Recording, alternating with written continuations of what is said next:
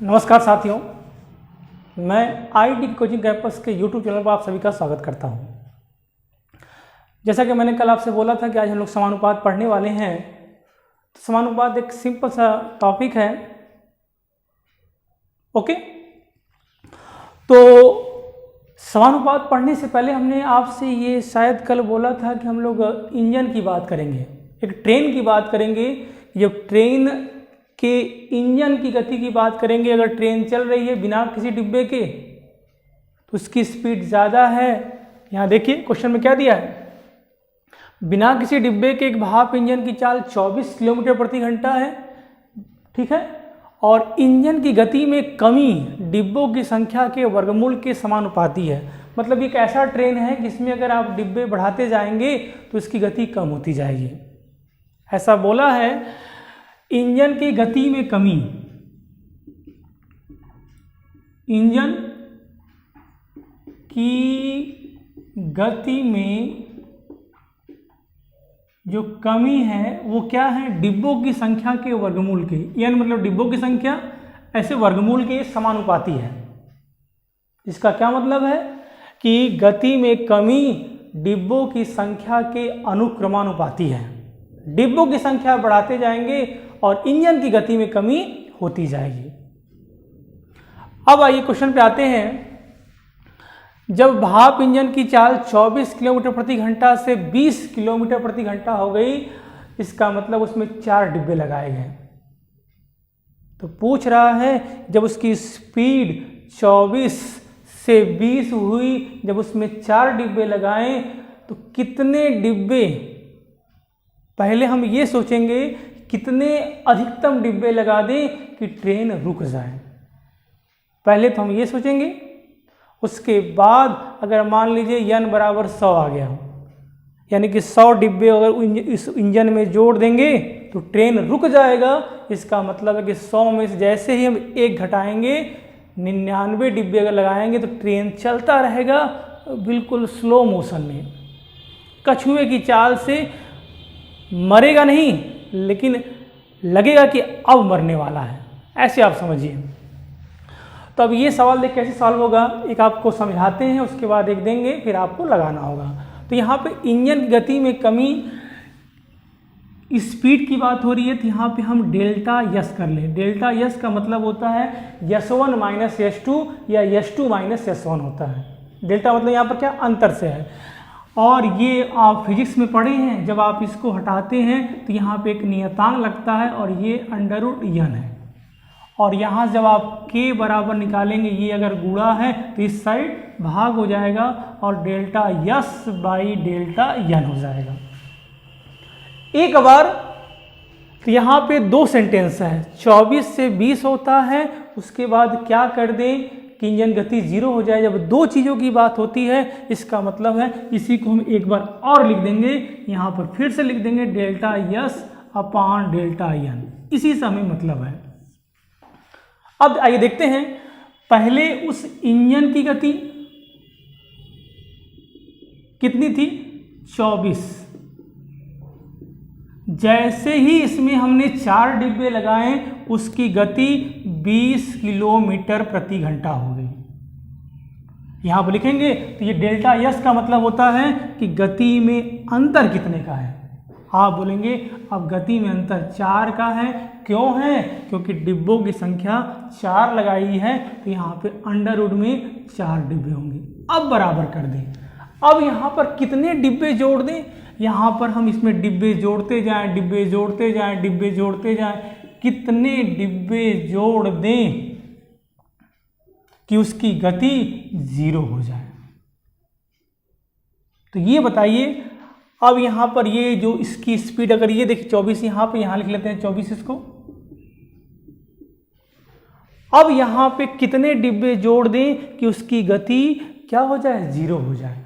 देखिए यहाँ पर 24 से 20 हुआ, केवल 4 कम हुआ था। यहाँ पे देखिए 24 में से 20 गया, 4 स्पीड कम हुई थी जब ये 4 डिब्बे लगाए गए थे।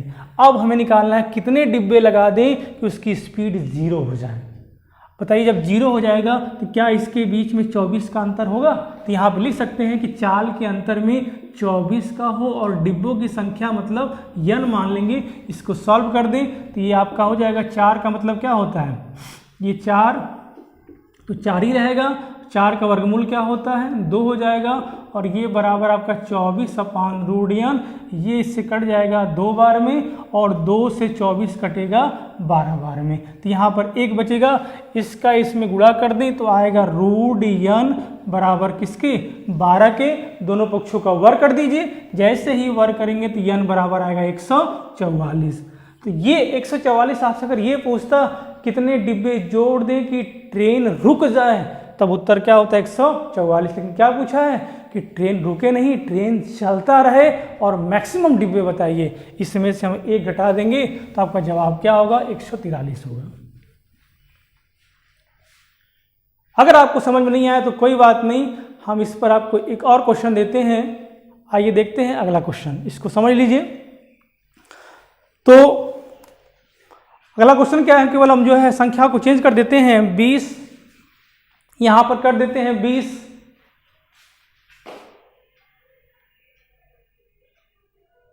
और यहां पे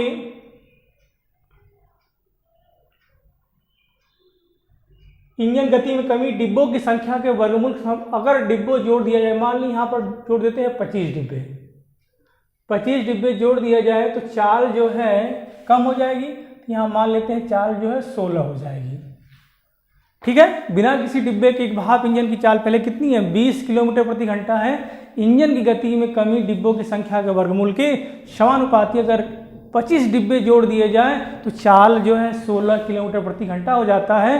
तो कितने डिब्बे ले जा सकता है, इसका आप लोग जवाब दीजिए। समय आपको देते हैं हम आपको जवाब क्या समय देते हैं 1 मिनट का।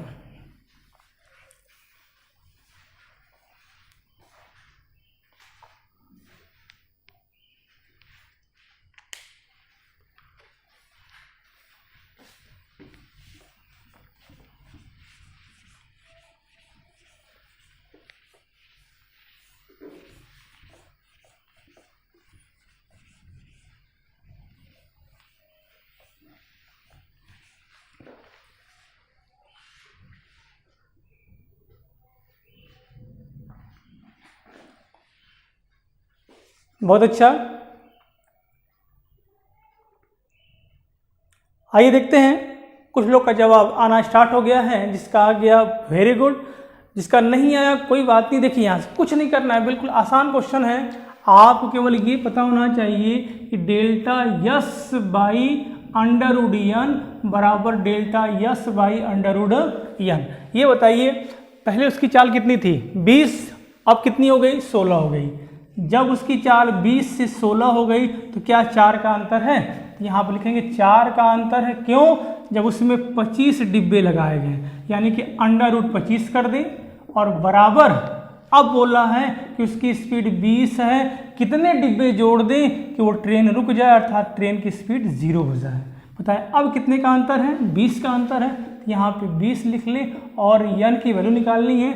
4 से ये कटेगा 4 पंजे 20 और 25 का मतलब क्या होता है 5 होता है। तो 1/5 बराबर 5/√n, इसका गुणा इसमें कर दे, इसका इसमें कर दीजिए। √n बराबर 5 × 25 आएगा। दोनों पक्षों का स्क्वायर कर दें। जब आप दोनों पक्षों का वर्ग करेंगे तो रूट यहाँ से हट जाएगा और 25 का स्क्वायर 625, यानी 625 डिब्बे अगर जोड़ देंगे तो ट्रेन रुक जाएगा। और पूछा है ट्रेन रुकना नहीं चाहिए, तो 625 में से हम 1 घटा देंगे और जवाब क्या होगा आपका 624 होगा। क्या आपको समझ में आ गया? बोलिए ऐसे या नो? आइए चलते हैं, अब हम लोग बात करेंगे समानुपात की।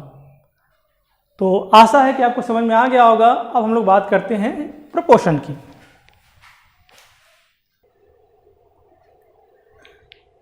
आइए हम लोग पढ़ने जा रहे हैं समानुपात। तो समानुपात का मतलब क्या होता है? समानुपात यानी कि समान अनुपात। जब आप इसका संधि विच्छेद करेंगे तो आप ये कह सकते हैं समान प्लस अनुपात। जब दो अनुपात आपस में बराबर हो तो उसे हम क्या बोलते हैं? समानुपात कहते हैं। अब 2 अनुपात का मतलब क्या है? अगर आपसे हम बोले इसमें 2 अनुपात का मतलब यहाँ पर A/B और यहाँ मान लेते हैं C/D। अगर ये आपस में बराबर होते हैं तो उसे हम क्या बोलते हैं? समानुपात। इसका मतलब है, इसको ऐसे भी कह सकते हैं कि A/B और ये बराबर हो C/D के। अगर आपको ये समझ में नहीं आया तो देखिए यहाँ से अगर हम लिख लें यहाँ पर प्रथम अनुपात और यहाँ लिख लें द्वितीय अनुपात। अगर यहाँ पर लिख लेते हैं 8/16 और यहाँ लिख लेते हैं 12/24, क्या ये दोनों अनुपात बराबर है? संख्या अलग अलग है लेकिन अनुपात बराबर है। यहाँ पर भी 8 दूनी 16 है और यहाँ 12 दूनी 24 है, मतलब अनुपात आपस में बराबर है। आप ये कह सकते हैं कि 8/16 और ये बराबर किसके हैं? 12/24 के। क्यों बराबर है? क्योंकि अगर दोनों को 8 से काटेंगे तो 1/2 आएगा, यहाँ 12 से काटेंगे तो 1/2 आएगा। इसका मतलब है कि 2 अनुपात आपस में बराबर हैं। तो इसकी प्रॉपर्टी क्या है? तो यहां से आप ये कह सकते हैं कि जब 2 यहां पर A अनुपात B समानुपात C/D अगर ये समानुपात में है तो नियम कहता है कि 2 प्रॉपर्टी होती है। पहला आपका क्या होगा? यहाँ पे पहला अगर लिखेंगे तो A/B बराबर C/D, ये पहली प्रॉपर्टी होगी।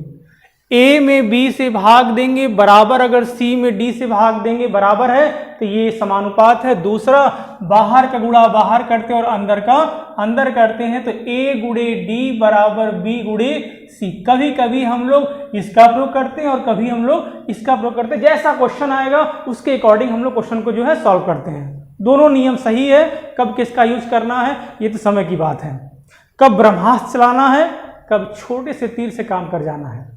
ओके, अब आइए देखिए इसकी कुछ प्रॉपर्टी है।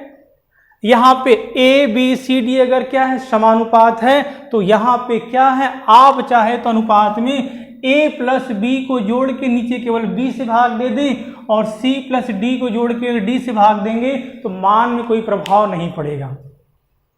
क्यों? आइए देखते हैं।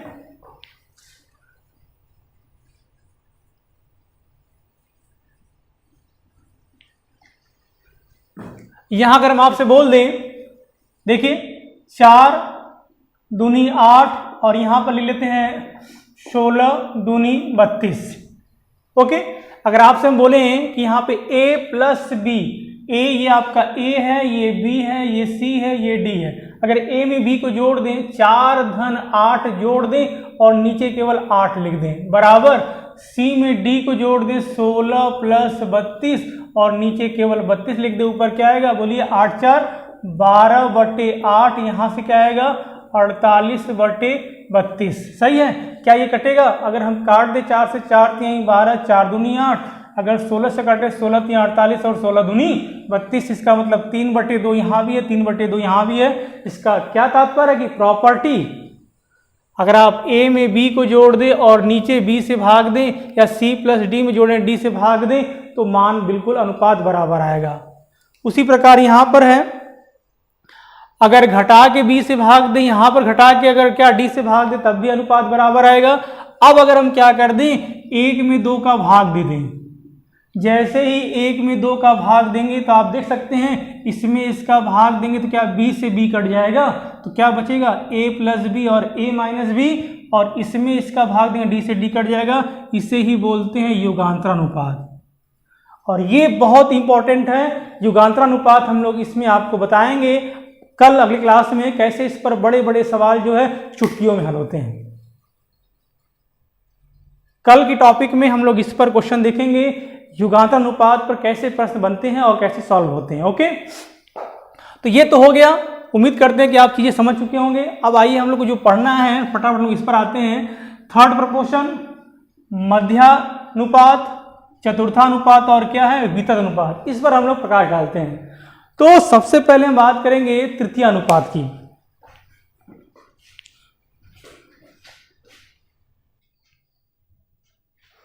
आइए हम लोग बात करते हैं थर्ड प्रपोर्शन की, तृतीय अनुपात की। देखिए तृतीय अनुपात का मतलब क्या होता है पहले हम समझते हैं, उसके बाद हम लोग उस पर दो क्वेश्चन देखेंगे, एक सिंपल सा और एक अच्छा क्वेश्चन है। देखिए तृतीय नाम से लग रहा है ना कि तीसरा, अगर मान ले राम लक्ष्मण भरत बोलते हैं तो हम लोग भरत की बात कर रहे हैं अभी। ओके, तो यहां पर देखिए ऐसे लिखेंगे ए बी, और आपको अगर सी का मान निकालना है तो आप क्या करते हैं, बेस क्या कहता है, ए लिखेंगे बी लिखेंगे और इसी बी को हम दो बार लिखते हैं, उसके बाद हम सी लिखते हैं। इसका मतलब क्या होता है कि ए का जो अनुपात बी से हो वही अनुपात बी का सी से होना चाहिए। ऐसे लिखेंगे, जब कभी भी तृतीय अनुपात आपको निकालना हो तो हम बी दूसरे वाले को हम दो बार लिखते हैं। उसके बाद नियम कहता है कि बाहर गुणा बाहर कर दे और अंदर का अंदर, बाहर का बाहर अंदर का अंदर गुणा कर देंगे तो a गुणे सी और b गुणे b कर देंगे तो b स्क्वायर, हमें c का मान निकालना है तो b स्क्वायर बाई a हो जाएगा। इसका मतलब क्या हुआ कि आप एग्जाम में बैठेंगे तो डायरेक्ट आप फार्मूले का प्रयोग कर सकते हैं, b दूसरे वाले पद का वर्ग करके पहले वाले पद से भाग दे देंगे। अगर हम आपसे बोल दें कि 8 लिख दें और यहाँ पर लिख दें अगर 16 लिख दें, 8 और 16 का निकालना हो क्या, तृतीय अनुपात सी का मान निकालना है तो सी बराबर बस ये ए है और ये बी है। 16 को हम दो बार लिख दें और 8 से भाग दे दें, 8 दूनी 16 और 16 दूनी 32 हो जाएगा। बोलिए, आइए हम लोग क्वेश्चन पे आते हैं। तो उम्मीद है कि आपको समझ में आ गया होगा। एक बार आप सभी लोग हमारे साथ साथ बोल दीजिए, सी बराबर बी स्क्वायर अपॉन ए। बोलिए, c बराबर बी स्क्वायर बाई ए। चलिए हमने सुन लिया आपकी बात, अब आते हैं हम लोग क्वेश्चन पे। तो पहला क्वेश्चन क्या दिया, आप जवाब दीजिए, 15 और 20 का थर्ड प्रपोर्शन क्या होगा। बहुत अच्छा, कुछ नहीं करना है, 15 और 20 का निकालना है आपको थर्ड प्रपोर्शन, यानी कि ये a मान सकते हैं, ये b, आपको c का मान निकालना है तो c बराबर होगा बी स्क्वायर यानी कि 20 गुणे 20 और बटे क्या होगा 15 होगा। अगर 5 से काटेंगे 5 चौके 20 और 5 यहीं 15 और 20 चौके 80/3, इसको छोटा भी कर सकते हैं, यही आपका आंसर हो जाएगा। आइए चलते हैं क्वेश्चन नंबर 2 की ओर। सब लोग इसका जवाब दें, समय आपको देते हैं हम इस बार जो है 10 सेकंड का। क्वेश्चन क्या दिया है, x upon y plus y upon x, comma दीजिए, root x square plus Y square का तृतीय अनुपात क्या होगा। देखिए इसका जवाब कितने बच्चे देते हैं।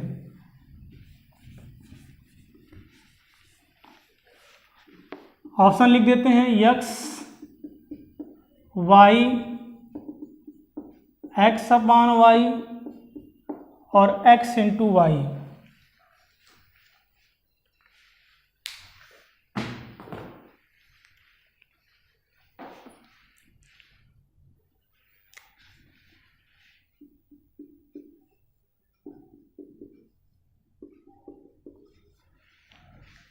चलिए आपका समय यहीं पर समाप्त होता है। जितने लोग का जवाब आ गया बहुत अच्छी बात है, जिसका नहीं है कोई बात नहीं। देखिए यहाँ से कुछ नहीं करना है, बिल्कुल वही चीज़ है, तृतीय अनुपात आपसे पूछा है, आप ये कह सकते हैं ये a के बराबर है, इसको अच्छे से लिया जाए। अगर यहाँ से लघुत्तम लेंगे तो क्या एक्स वाई आएगा, y कट जाएगा, इसका इसमें गुणा कर दीजिए तो X square plus Y square, ये a बराबर हो गया।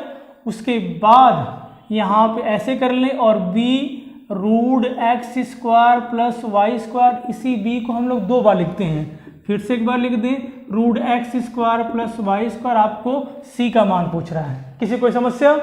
a b को हम दो बार लिखते हैं, उसके बाद c। अब नियम क्या कहता है, बाहर का गुणा बाहर करना है और अंदर का अंदर कर देना है। गुणा कर दीजिए, तो गुणा जब करेंगे तो आप बोलेंगे X square plus Y square upon X Y गुणे c, और इसका इसमें जब गुणा करेंगे, जब रूट का रूट में गुणा करते हैं तो रूट हट जाता है, तो यहाँ से गुणा करते ही केवल X square plus Y square ऊपर से ऊपर कैंसिल हो गया। अगर ये यहाँ पे भाग है तो इस साइड गुणा हो जाएगा, जो c की वैल्यू आएगी वो क्या आएगी, एक्स वाई, और सही ऑप्शन क्या है, चौथा है। क्या आपको समझ में आ गया। आइए चलते हैं हम लोग अगले क्वेश्चन की ओर।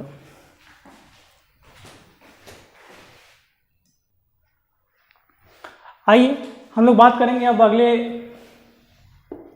क्या यहाँ पर है अगले टाइप की, मध्यानुपात की। मध्यानुपात का मतलब होता है मीन प्रपोर्शन, बीच वाला पद। राम और भरत के बीच में, क्या लक्ष्मण की बात करेंगे हम लोग, बीच वाला पद क्या होगा। या अगर सीता और रावण जब थे तो जो बीच में रेखा खींची थी लक्ष्मण रेखा, हम लोग उसकी बात करेंगे। तो इसका मतलब है क्या, आप अगर जब निकालेंगे मध्यानुपात, देखिएगा यहाँ से ए और यहाँ पे बी है, इसके बीच में ये लक्ष्मण रेखा है।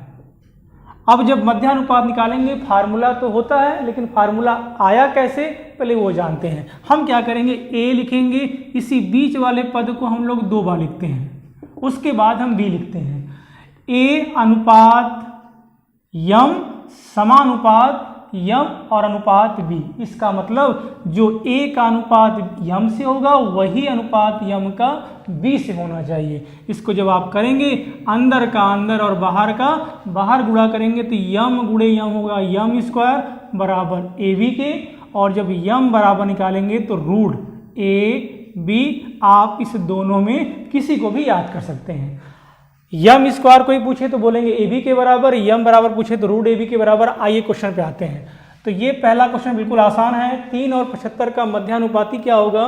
तो यानी कि यम का मान निकालना है, आप सभी जानते हैं, अंडर रूट कर देते हैं, 3 गुणे 75 हो जाएगा। तो यम बराबर अंडर रूट 3 तो 3 रहेगा, तो यहाँ पे 3, 75 का मतलब अगर 5 से भाग देंगे तो 15 आएगा, 15 का मतलब 3 गुणे 5 होता है।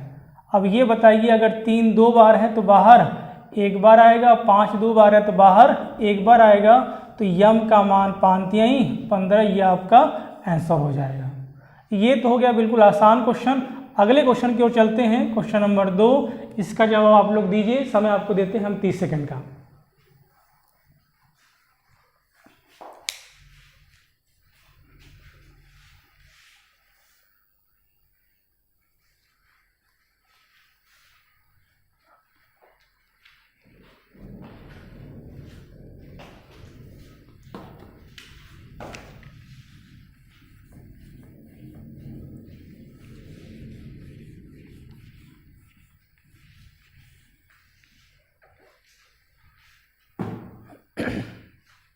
चलिए समय समाप्त होता है, जिसका आ गया बहुत अच्छा है। आइए देखते हैं, कुछ नहीं करना है, घबराना नहीं है रूट से। रूट बिल्कुल आसान है, आप क्लास 8 9 में पढ़े हैं। रूट का मतलब होता है कि अगर कोई संख्या 2 बार है तो बाहर 1 बार आती है। अगर यहाँ पे लिख लें 2, अगर 2 बार है तो बाहर 1 बार आएगी। अगर यहीं 2 अगर 3 बार होता तो ये वाला 2 तो बाहर आएगा 1 बार, लेकिन ये 2 अंदर लिखा जाएगा। जोड़ा बनाते हैं, जो 2 बार है वो बाहर 1 बार आएगा, और जो नहीं जोड़ा बन पाया उसको वैसे का वैसा छोड़ देंगे। ठीक है, तो यहां से आइए, क्वेश्चन में पूछा है कि इस दोनों का मध्यानुपाती क्या होगा। तो फार्मूला कहता है कि यम बराबर अंडर रूट ए इंटू बी होता है। तो बताइए ए का मान क्या है। ए का मान 3 प्लस रूट 2 है, और बी का मान क्या है 12 है। तो पहले 12 लिख ले, माइनस 32 है। तो रूट 32 का मतलब 2 गुणे 2 गुणे 2 गुणे 2, क्या ये 5 बार होगा। अब यहाँ लिखेंगे यम, ध्यान दीजिएगा यम ऐसे कर लें। 3 प्लस रूट 2 से हमें कोई मतलब नहीं है। अब यहाँ पर 12 लिख लें, ये जोड़ा बनाएंगे, 1 2 बाहर निकलेगा। यहाँ जोड़ा बनाएंगे, 1 2 बाहर, अंदर 2 बच जाएगा, 2 दूनी 4 हो जाएगा। तो यम बराबर अंडर रूट 3 प्लस रूट 2। ये बताइए 12 का मतलब क्या, इसको हम 4 गुणे 3 कह सकते हैं। बोलिए 4 तिहाई 12, यहाँ भी 4 है, यहाँ भी 4 है, 4 कामन ले लें। जैसे ही 4 कामन लेंगे, अंदर ये 3 बचेगा और अंडर रूट 2 बचेगा। सही है। अब आप हमें ये बता दीजिए, यम बराबर 4 का वर्गमूल क्या होता है, 2 होता है। 4 का मतलब 2 गुणे 2, 4 जब बाहर निकलेगा तो केवल 2 हो जाएगा। अंडर रूट कर लेते हैं। अंडर रूट में ये a प्लस बी और ये a माइनस बी है, तो a square minus B square, 3 का स्क्वायर 9 होगा और रूट का स्क्वायर केवल रूट हट जाएगा तो 3 का स्क्वायर 9 और यहाँ पर 2, 9 में से 2 गया 7 होगा, तो इसका जवाब आएगा √7। यही आपका आंसर हो जाएगा। जो नहीं समझ पाए यहाँ पर देख लें, a प्लस बी और a minus B, a square मतलब 3 का स्क्वायर माइनस √2 का स्क्वायर करेंगे, 3 का स्क्वायर 9, √2 का स्क्वायर केवल 2, 9 में से 2 गया 7 के 7, तो रूट में ही रहेगा ना, इसलिए 2√7 यही आपका क्या है आंसर है। आइए चलते हैं, हम लोग बात करेंगे अब फोर्थ प्रोपोर्शन की, चतुर्थानुपात क्या होता है।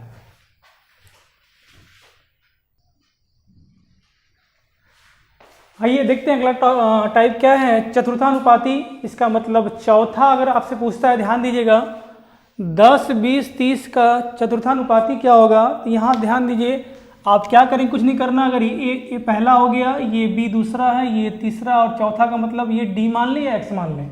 सिंपल सी बात है, ये बिल्कुल आसान है। इसका गुणा इसमें कर देना और इसका इसमें कर देंगे।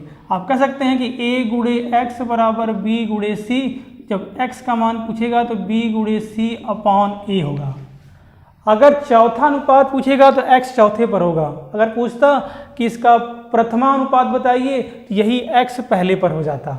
अगर ऐसे पूछता कोई 3 संख्या देके और पूछता है इसका प्रथमा अनुपात बताइए तो यहाँ पे x होता, उसके बाद a, उसके बाद b, उसके बाद c होता। अगर पूछता a b c दे के पूछता कि तृतीय अनुपात बताइए, इसका मतलब है कि a लिखते, b लिखते, x उसके बाद हम c लिखते। तो जैसा बोलेगा x को उस स्थान पर हमें रखना होगा। उसके बाद नियम क्या कहता है, बाहर का बाहर गुणा और अंदर का अंदर कर देंगे। तो यहाँ पे पूछा क्या आपसे, चतुर्थानुपात पूछा है, इसका मतलब है कि हमें x को चौथे पर रखना है। तो यहाँ पे आप कह सकते हैं कि 10:20 समानुपात 30, उसके बाद x कर लें, इसका गुणा इसमें कर लीजिए, क्या आएगा 10x बराबर 20 गुणे 30, और जब भाग देंगे 0 0 कट जाएगा तो x बराबर 30 दूना 60 आ जाएगा। ठीक है, सभी लोग इसका जवाब दीजिए। तो क्वेश्चन नंबर 2 का समय आपको देते हैं हम 10 सेकंड का। x³ minus y³ x minus Y X square plus X Y plus Y square का चतुर्थानुपात क्या होगा।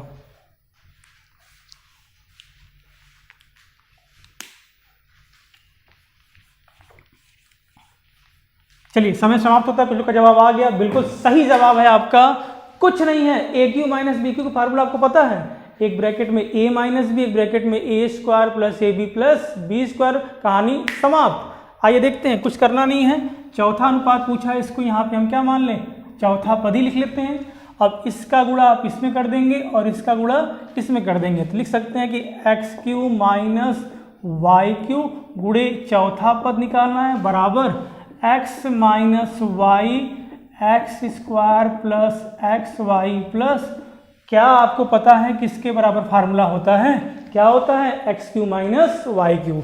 इसके स्थान पे जब x³ माइनस y³ रखेंगे तो वो वाला इससे कट जाएगा, तो चौथा पद जो आएगा वो क्या आएगा, x माइनस वाई। आपको समझ में आ गया होगा, बोलिए। आइए क्वेश्चन नंबर 3 की बात करते, इसका जवाब लोग दीजिए। क्या दिया है, 10.12, 10.21 और यहाँ पर 8 का चतुर्थानुपात क्या होगा। सभी लोग फटाफट जवाब दीजिए 5 सेकंड के अंदर।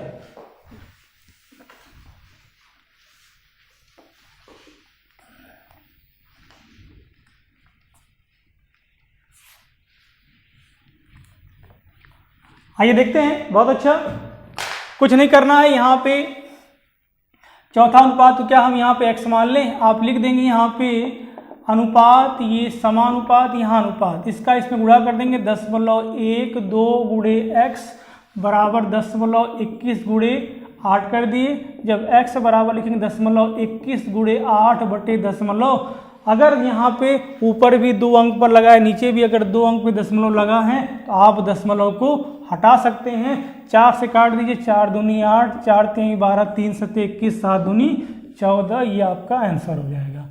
आइए चलते हैं अगले क्वेश्चन की ओर, जो बहुत अच्छा क्वेश्चन है। देखिए इसका जवाब कितने बच्चे देते हैं।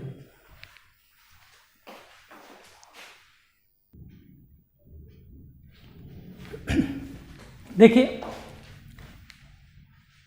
अब क्लास का आखिरी 2 क्वेश्चन है, बिल्कुल आसान तो नहीं कह सकते हैं लेकिन कठिन भी नहीं है।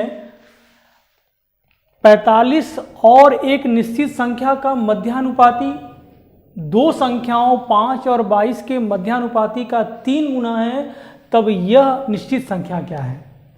तो आइए देखते हैं क्वेश्चन क्या है। यहाँ पे लिख लें 45 और निश्चित संख्या नहीं पता है तो मान लेते हैं x है। इस दोनों का मध्यानुपाती यह मान लें। उसके बाद 2 संख्याओं कौन कौन 5 और 22, इसका मध्यानुपाती m2 मान लें। यहाँ तक किसी कोई समस्या।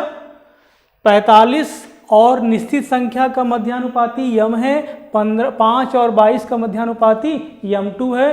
क्वेश्चन में बोला है कि ये जो m1 है ये m1 m2 का कै गुना है, 3 गुना है, ऐसा बोला है। तो बोला है कि x का मान बताइए। अब आप ये बताइए, अगर ये मध्यानुपाती फार्मूला आपको पता है, ये मध्यानुपाती मतलब m1 स्क्वायर बराबर क्या 45 गुणे x हो जाएगा। तो यहाँ पर m1 का मान निकालेंगे तो क्या ये रूट में होगा, सही है। यहाँ पे आइए, फार्मूला आपको पता है, यहाँ से जब आप m2 स्क्वायर निकालें, लिख ले डायरेक्ट m2 बराबर क्या होगा रूट 5 गुणे 22 पंजे 110। फार्मूला याद आ रहा है ना। तो यहाँ देखिए m1 के स्थान पे इसको लिख लें रूट 45x बराबर 3 गुणे 22 पंजे 110, दोनों पक्षों का वर्ग कर दें। जैसे ही वर्ग करेंगे रूट हट जाएगा, रूट हट जाएगा। आप लिख सकते हैं यहाँ पर केवल 45, x और 3 का स्क्वायर 9, रूट हट जाएगा 110।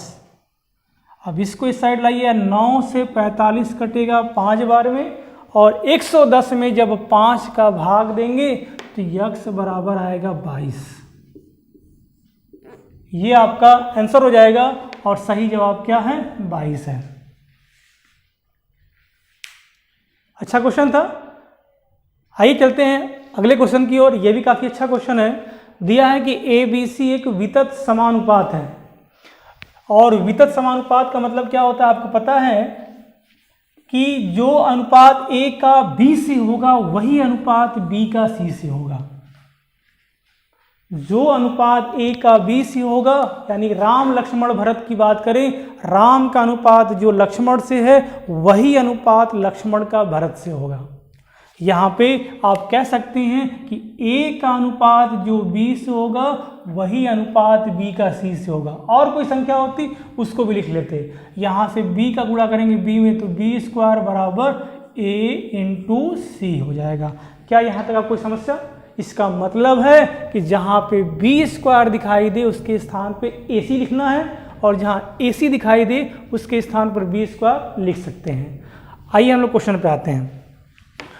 पूछ रहा है कि इसका मान बताइए। तो इसका मान निकालना है, कुछ नहीं करना है, बस आपको मान रख देना है। तो जहाँ पे B स्क्वायर दिखाई दे उसके स्थान पर AC रख देंगे। आइए क्वेश्चन पे आते हैं। तो ये बताइए क्वेश्चन क्या दिया है। ABC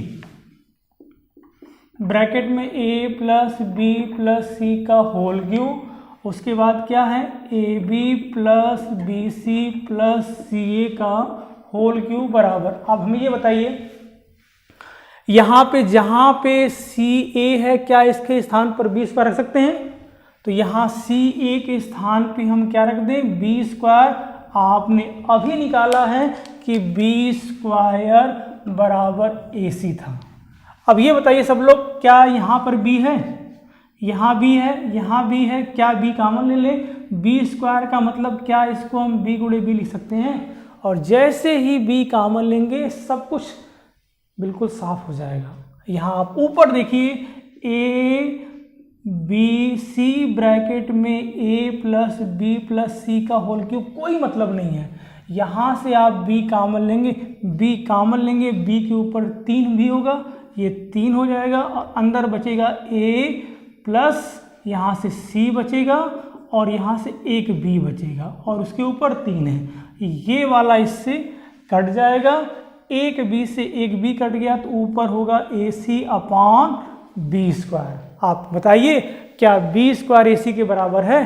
तो आप यहाँ पे AC के स्थान पे अगर B स्क्वायर रख दे और नीचे B स्क्वायर क्या हो जाएगा, कट कितना आएगा 1।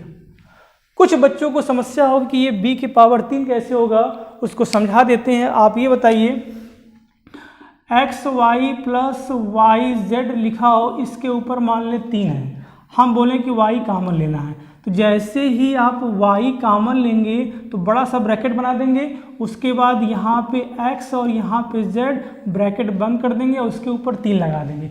क्या ये 3 इसका क्यों नहीं होगा? ये 3 इसका भी क्या होगा पावर, और इसका भी पावर होगा। तो लिख सकते हैं कि y की पावर 3 और x प्लस z की पावर 3 दोनों का पावर होगा।